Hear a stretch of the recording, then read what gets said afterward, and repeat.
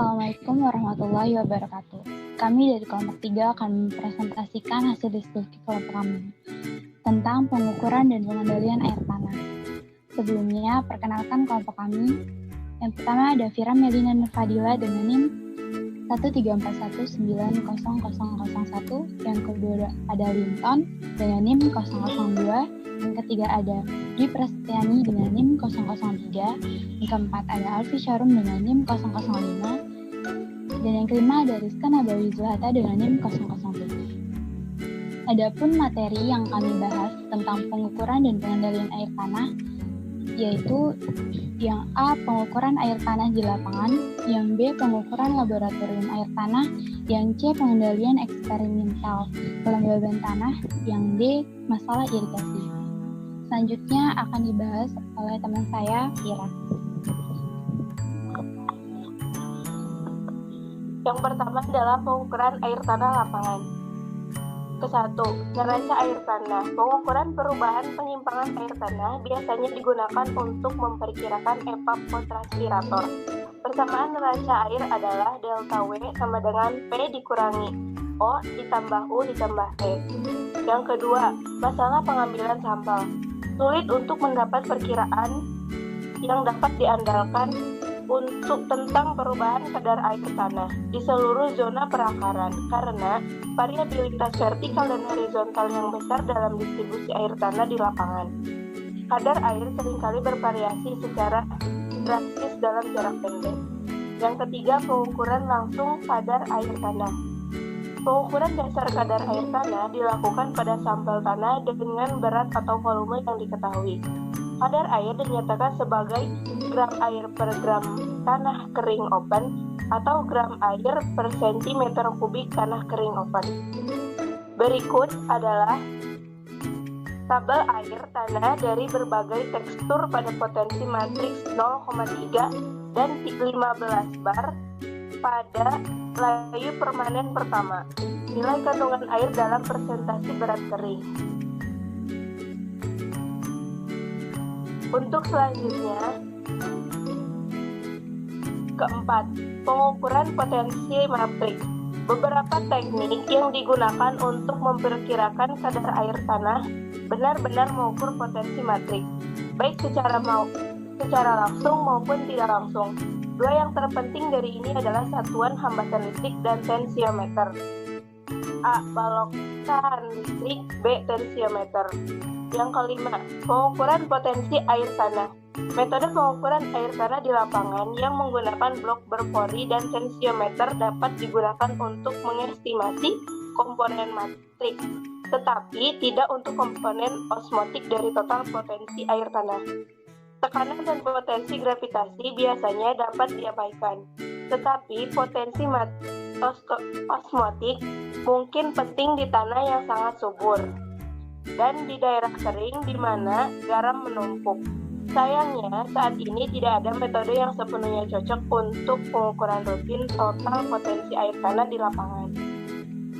Untuk selanjutnya akan dijelaskan oleh Saudara Linton. Baik, selanjutnya B. Pengukuran laboratorium air tanah.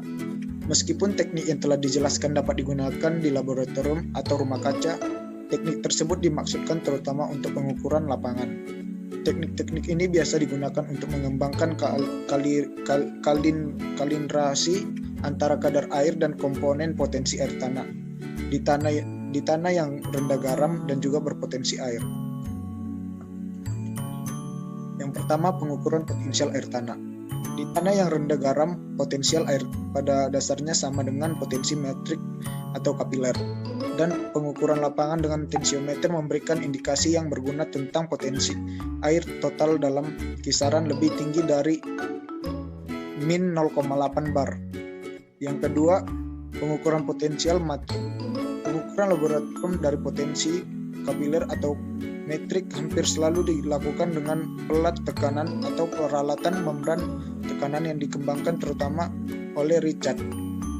Dalam prosedur ini, sampel tanah yang dibasahi sebelumnya ditempatkan pada membran yang dapat tembus air dan zat terlarut, ditutup dalam wadah, dan diberi perbedaan tekanan di seluruh membran. Yang ketiga, pengukuran potensi osmotik atau zat terlarut. Ukuran tekanan osmotik atau potensial osmotik atau zat terlarut hanya dapat dilakukan pada larutan tanah setelah dikeluarkan dari tanah. Ekstraksi sering dilakukan dengan menambahkan air ke tanah sampai tingkat jenuh tertentu dan menyaring ekstrasaturasi. Potensi osmotik kemudian dapat ditentukan secara krioskopi dengan metode yang sama yang digunakan untuk getah tanaman atau dalam psikrometer tekanan uap yang dijelaskan kemudian untuk pengukuran potensi air total. Untuk pengendalian eksperimental kelembapan tanah. Ada dua macam masalah yang berhubungan dengan pengontrolan pasokan air ke penampung. Salah satunya melibatkan pemeliharaan dan pasokan air yang seragam ke tanaman yang ditanam untuk tujuan percobaan. Masalah lainnya adalah menundukkan tanaman pada berbagai tingkat tekanan air tanah yang diketahui dan terkontaminasi. Slide selanjutnya yaitu 1. Pemeliharaan pasokan air yang seragam. Salah satu kekurangan yang paling mencolok dalam pengendalian lingkungan tanaman adalah ketidakmampuan untuk mempertahankan pasokan air pada tingkat yang seragam. Di rumah kaca, fitotron, dan ruang pertumbuhan tanaman yang relatif besar sering ditanam di pot kecil berisi kerikil atau media lain yang memiliki cadangan air terbatas. Akibatnya, pasokan air sering berubah-ubah. Keberadaan masalah ini telah diketahui sejak lama, dan Livingstone pada tahun 1908 dan 1918 berusaha untuk memperbaiki keadaan dengan mengubur kerucut porselen berpori berlubang yang disebut kerucut autoirrigator di tengah pot dan menghubungkannya ke reservoir yang secara otomatis menyuplai air setelah dibuang. Contohnya yaitu pada gambar 2.1. Sistem irigasi otomatis untuk pot dengan menurunkan level reservoir air di bawah potensi matriks dapat diturunkan sedikit. Sayangnya, tanahnya hanya beberapa sentimeter dari irigasi cenderung mengering dan akan menjadi berkumpul di sekitar permukaan irigasi. Perbaikan dalam distribusi air dilakukan dengan menggunakan pot berdinding ganda dan ruang waktu air antara dinding luar dengan kaca dan diisi lalap yang berpori. Selanjutnya yang kedua yaitu pengendalian air di rumah kaca dan penerbitan. Pakar rumah kaca telah memberikan perhatian yang besar pada pengembangan metode untuk menyiram tanaman dalam pot yang mengurangi tenaga kerja dan meningkatkan keseragaman. Banyak metode sebelumnya dijelaskan oleh Post dan Seeley pada 1943. Salah satu cara sederhana adalah dengan menarik salah satu ujung tali kaca melalui lubang di dasar pot dan menyiramkannya, sehingga terjadi kontak yang baik dengan tanah. Ujung lainnya masuk ke dalam reservoir air, terlihat pada gambar 2.2. Pengaturan ini menjaga tanah pada kira-kira kapasitas lapang dan sangat berguna untuk tanaman rumahan yang terkenal baik di bawah atau di atas air. Pada gambar 2 itu merupakan bagian melalui pot beririgasi otomatis untuk tanaman rumah kecil panci dan tank air terbuat dari plastik. Sumbu volume kaca mengalirkan air dari reservoir ke dalam tanah. Post dan Seeley menjelaskan beberapa pengaturan untuk subirigasi bangku rumah kaca.